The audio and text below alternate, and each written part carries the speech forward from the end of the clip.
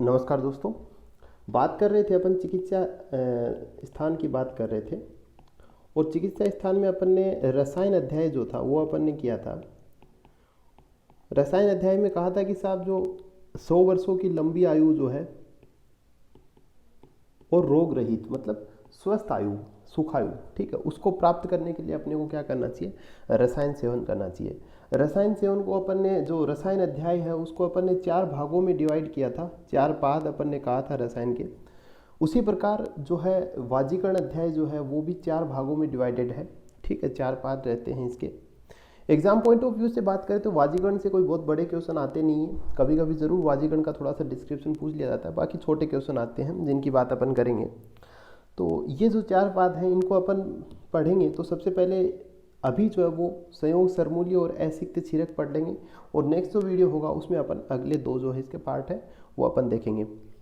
सबसे पहले अपन अभी बात करेंगे संयोग सरमूल्य की बात अपन करेंगे। तो संयोग सरमूल्य में कोई खास औचित्य नहीं है। जो इसका पहला योग होगा ब्रहणी गुटी का जो अपन पढ़ेंगे उसमें जो सरमूल जो है, सरपत की जड़ जो है वहाँ से शुरुआत की गई है। फिर अपन कहें सरमूल से जो है शुरुआत की गई है श्लोक की, तो इसलिए इसका नाम जो है वो संयोग सरमूल्य रख दिया गया है, ठीक है। तो सबसे पहले अपन शुरू करते हैं वाजीगण सेवन का प्रयोजन, ठीक है, कि वाजीगण का सेवन क्यों करना चाहिए। तो इसमें 4 चीज़ों की प्राप्ति हेतु किया गया है कि साहब धर्म, अर्थ, प्रीति और यश, इन 4 चीज़ की प्राप्ति के लिए अपने को वाजीगण का सेवन करना चाहिए, ठीक है। और ये जो अल्टीमेटली जो काम होता है वो होता है संतान प्राप्ति के लिए, ठीक है। जो मूल काम होता है वो संतान उत्पत्ति होता है वाजीगण औषधियों का या फिर वाजीगण सेवन करने का। लेकिन जो ये 4 चीज़ें होती हैं धर्म, अर्थ, प्रीति और ये संतान से ही जुड़ी हुई होती हैं, ठीक है। जी हाँ, अगली जो लाइन है वो ये कही गई है कि साहब जो जितेंद्रिय पुरुष होता है उसी को ही यहाँ पे जो है वाजीकरण या फिर रसायन का जो है वो सेवन करना चाहिए, ठीक है। वाजीकरण का सेवन जितेंद्रिय पुरुष को क्यों करना चाहिए? जितेंद्रिय पुरुष का मतलब हो गया साहब जिसका इंद्रियों पे जिसका वश हो, है ना, इंद्रियों पे वश हो। कहने का मतलब अगर कोई जितेंद्रिय पुरुष सेवन करता है तो वो जो अपने इंद्रियों का जो संयोग है ना, वो एक लिमिटेड दायरे में रहते हुए ही करेगा, ठीक है। लेकिन अगर बात करें जिसका इंद्रियों में वश नहीं होगा, जो खुद इंद्रियों के वश में चलता हो, तो वो क्या करेगा? वो अगम्य गमन की जो है प्रवृत्ति उसकी रहेगी अगर वाजीकरण सेवन करेगा। क्यों? उसके शरीर जो है वो काफ़ी जो है वो हेल्थ वाइज या फिर अपन कहें वाजीकरण वाइज जो है ना काफ़ी स्ट्रॉन्ग हो जाएगा। जी हाँ, नेक्स्ट अपन बात करते हैं सर्वप्रधान वाजीकरण। तो सर्वप्रधान वाजीकरण आचार्य ने स्त्री को माना है। स्त्री को क्यों साहब? जितनी भी औषधियाँ हैं आप ले लीजिए, ठीक है। वाजीकरण औषधियों का कितना भी आप सेवन कीजिए, अगर आपको क्षेत्र नहीं मिलेगा, स्त्री नहीं मिलेगी तो उसका कोई लाभ रहेगा नहीं, ठीक है। तो इसलिए सर्वप्रधान वाजीकरण जो है वो स्त्री को बताया है। वर्षेतमा स्त्री, ऐसी जो वाजीकरण वाली स्त्री कौन?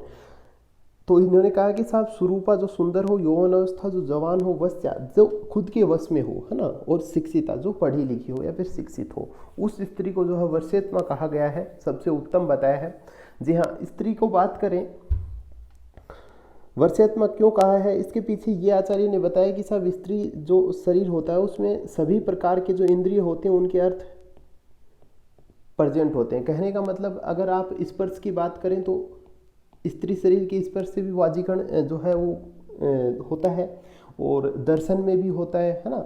और सभी प्रकार से जो है अपन कहते हैं कि सब सभी इंद्रियों के अर्थ जो है वो स्त्री में पूर्ण होते हैं, बाकी किसी में भी ये नहीं होता है। जी हाँ, वर्षेत्मा स्त्री की अपने बात कर ली है। नेक्स्ट अपन बात करते हैं निसंतान पुरुष निंदनीय। अब साहब जो संतान प्राप्ति अपन ने कहा कि साहब जो वाजीकरण जो औषधियाँ हैं उनका जो है लक्ष्य जो है वो टारगेट जो है या फिर उनका लाभ जो है वो होता है संतान प्राप्ति। क्योंकि आचार्यों ने साहब जो पुरुष संतान उत्पन्न नहीं कर सकता उसको निंदनीय कहा है, ठीक है। इसलिए जो इसका अंतिम उद्देश्य होता है वो संतान प्राप्ति होता है, ठीक है। हालांकि ये यहाँ पे थोड़ा सी पुरुष प्रधानता जरूर दिख रही है, इसमें आप देखोगे तो स्त्रियों के बारे में ज़्यादा चर्चा नहीं की गई है। लेकिन अगर बात करें स्त्री जो इम्पोर्टेंसी वगैरह की, वो अपन गायनी में अलग से पढ़ते हैं। तो इन्होंने कहा कि साहब man with no progeny is useless like a tree with no fruit. तो इन्होंने कहा कि साहब जो व्यक्ति संतानहीन होता है उसी प्रकार होता है जिस प्रकार एक पेड़ जो है वो बिना फलों के होता है। जी हाँ। नेक्स्ट अपन बातें करेंगे वाजीगण योगों की। जो सबसे ज़रूरी बात जो है वो, एक तो सबसे पहले अपन ने कहा था कि साहब वाजीगण का सेवन क्यों करना चाहिए, वो भी एक क्वेश्चन आ सकता है वहाँ से भी, वाजीगण सेवन क्यों करते हैं, ठीक है। जी हाँ। इसके बाद जो है वाजीगण के योगों की बात करें तो योगों में अपन एक तो जरूर देखेंगे, पूरे नहीं देख रहे हैं, लेकिन जो इंपॉर्टेंट है जैसे बृहणी गुटिका है, ये पूछ लिया जाता है, तो यहाँ से अपन शुरू करते हैं। वाजीगण पिंड रस है, ये भी थोड़ा इंपॉर्टेंट है, ये भी देखेंगे अपन। सबसे पहले अपन बात करते हैं बृहणी गुटिका की बात करते हैं। तो आप बुक में देखोगे तो थोड़ा सा ये फैला के लिखा हुआ एक एलोब्रेट सा एक बहुत पैराग्राफ टाइप है, तो अपन ने क्या किया, इसको थोड़ा सहज करने की कोशिश की है यहाँ पे। तो सबसे पहले बात करें कि क्वाथ द्रव्य, कल्क द्रव्य और प्रक्षेप द्रव्य। तो साहब यहाँ पे 3 प्रकार से इसको डिवाइड कर सकते हैं, क्वाथ द्रव्य, कल्क द्रव्य और प्रक्षेप द्रव्य, ठीक है। तो सबसे पहले अपन बात करें क्वाथ द्रव्य कौन कौन है। तो अपन ने कहा था कि साहब सरमूल जो है, संयोग सरमूल ये अध्याय नाम है इसका, तो सरमूल से शुरू होता है। तो इसमें क्वाथ द्रव्य जो है वो सरमूल, इक्षुमूल, कांडेक्षु, इक्षु वालिका, शतावरी, क्षीर, काकोली, काकोली है ना, विदारी कंद, कंटकारी, जीवंती, जीवक, रेशमक, मेधा, वीरा, बला, रिद्धि, गोक्षुर, रासना, आत्मगुप्ता, पुनर्नवा, ठीक है। तो ये जो बातें जो है वो की गई हैं यहाँ पे। तो इन्होंने कहा कि साहब इनकी जो मात्रा है वो 3-3 पल लेनी है प्रत्येक की, ठीक है। प्रत्येक की मात्रा 3-3 पल लेनी है, और इसके साथ एक आढ़क जो है वो आपको उड़द की दाल लेनी है, और एक द्रोण जो है वो आपको जल लेना है। तो ये इनका फिर क्या है, इसको उबालना है, नो डाउट। इससे क्या प्रिपेयर होगा, क्वाथ प्रिपेयर होगा। तो आप इसमें से जैसे पूरे याद कर सकते हो तो बहुत ही अच्छी बात है, लेकिन मैक्सिमम जो आप क्वाथ द्रव्य इसमें से याद कर सकते हो। जैसे अपन आगे कल्क द्रव्य पढ़ेंगे तो काफ़ी इसमें से रिपीट होंगे। जैसे कल्क द्रव्यों की बात अपन करते हैं तो यष्टि, मधु, द्राक्षा, आत्मगुप्ता हो गया, पहले भी अपन ने देखा, शतावरी, पीपली, खजूर, आमल की, ठीक है।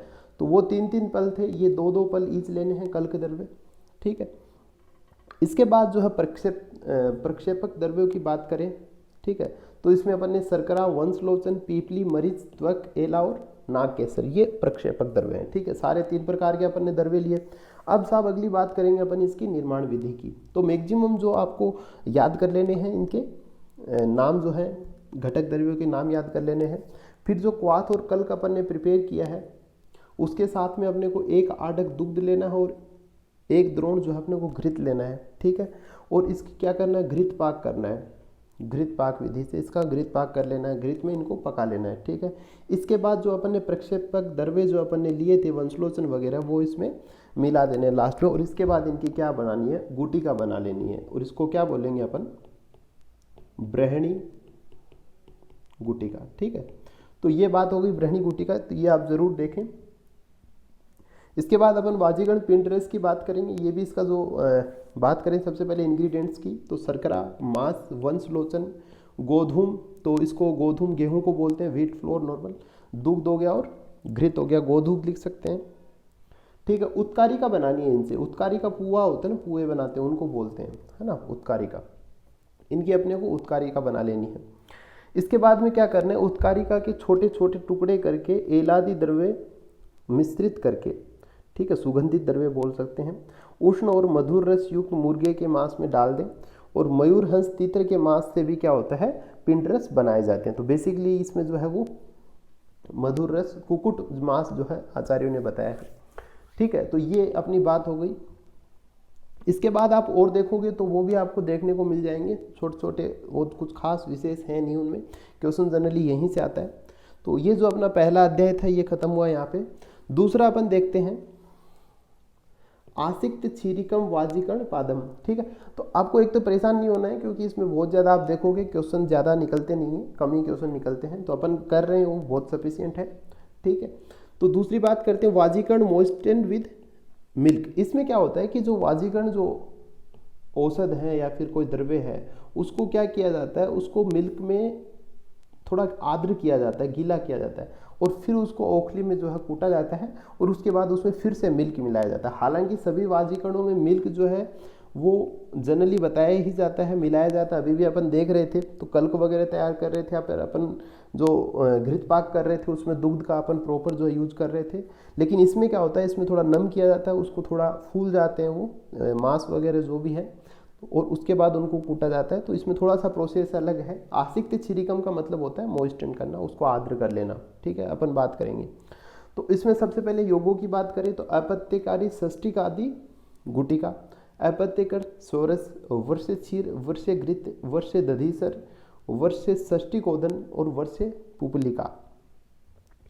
तो ये हो गए। इसमें कुछ अपन बात करें अपत्यकारी षष्टिक आदि गुटिका की अपन बात करेंगे, ठीक है। तो षष्टिक साली जो है उनको दूध में भिगोने के बाद वो फूल जाते हैं और उनको अच्छी तरह कूटकर उसमें पुनः क्या करते हैं, दूध डालते हैं, ठीक है, और फिर उनको मसल कर छानते हैं। इससे गोदुग्ध और आत्मगुप्ता बीज का चूर्ण जो है इसमें मिलाया जाता है, फिर इसको पकाया जाता है फिर से, ठीक है। फिर मांस बला, मुदकपर्णी, मांसपर्णी, जीवंती, जीवक, रिद्धि, ऋषभक, काकोली, गोक्षुर, यष्टि मधु, सतावरी, विदारी कंद, द्राक्षा, खजूर, ये सब जो है इनका क्वाथ तैयार किया जाता है और उसी आत्मगुप्ता के बीज को पकाते हैं। जो पहले जो आत्मगुप्ता बीज यहाँ पे लिया था उसी को इसमें पकाते हैं, ठीक है। इसके बाद जो है जब भली प्रकार से पक जाए तो इसमें वंशलोचन, मांस चूर्ण, षष्टिक चावल का चूर्ण, साली चावल का चूर्ण, गोधूम के आटे को सम भाग में लेकर डालें और इसको क्या बना देते हैं, सेमी सॉलिड बना देते हैं, विस्कस बना देते हैं। विस्कस इसलिए गुटिका वगैरह बनाने के लिए ही गाढ़ा बनाते हैं थोड़ा, ताकि उसकी गोलियां अच्छे से बन सकें, गुटिकाएं बन जाएं, ठीक है। तो इसमें जो है मधु और शर्करा जो है इसमें मिलाते हैं और इससे गुटिका बना के उनको गोघृत में भून लेते हैं, ठीक है जी हाँ। तो ये हो गया अपना षष्टिक आदि गुटिका जो अपनी प्रिपेयर हो जाती है। लाभ की बात करें इससे, तो इससे क्या है कि साहब even an old man become capable of प्रोक्रिएटिंग many children. तो आपको जो है कोई भी अपना अगर वाजीकरण योग की बात कर रहे हैं, किसी भी वाजीकरण योग की बात अगर अपन कर रहे हैं तो आपको आराम से एकदम खुल के लिख देना है कि वो जो है स्वस्थ संतान उत्पत्ति,